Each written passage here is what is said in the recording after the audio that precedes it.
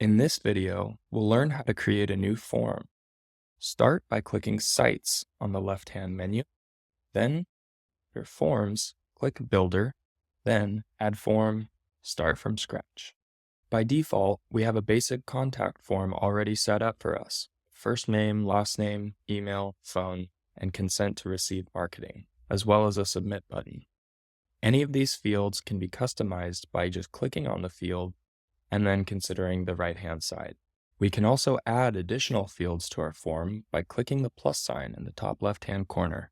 From here, we can add elements into our form such as personal info, contact info, a submit button, an integration for payment, address info, and customized elements.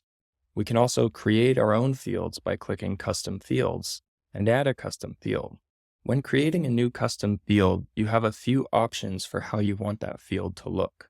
For example, a single line would be the same thing that we see for something like the first name, where there's just one line of info and it's a text box. By contrast, we also have values, choosing options, and others such as file upload and signature. Once you know which element you'd like to add to your form, simply click and drag and release. We also have the ability to add conditional logic by clicking this icon in the top left-hand corner. We start by setting our if condition. Choosing from one of the fields in our form, we set the condition for what it needs to be in order to trigger the conditional logic. We can have multiple conditions for the logic via and or functions, but once we have our condition set, the then function will allow us to designate what action we would like the logic to take. On the right-hand side, we have another menu that allows us to select from different style options, or we can choose from a preset theme. We have the option to rename our form, as well as decide what we would like to happen when the form is submitted. In this menu, we can also add a Facebook Pixel ID, set Facebook Pixel events, and we have a couple extra settings such as sticky contact, GDPR compliant font, and time zone enabling.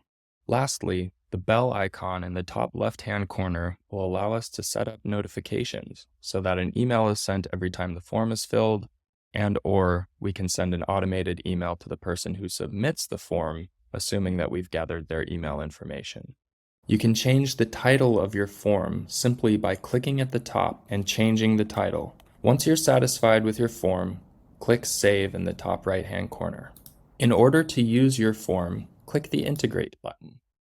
From here, we can select the embed layout type, trigger activation and deactivation options, and then we can either copy the form link directly, or we can copy the embed code so that we can embed our form on another website.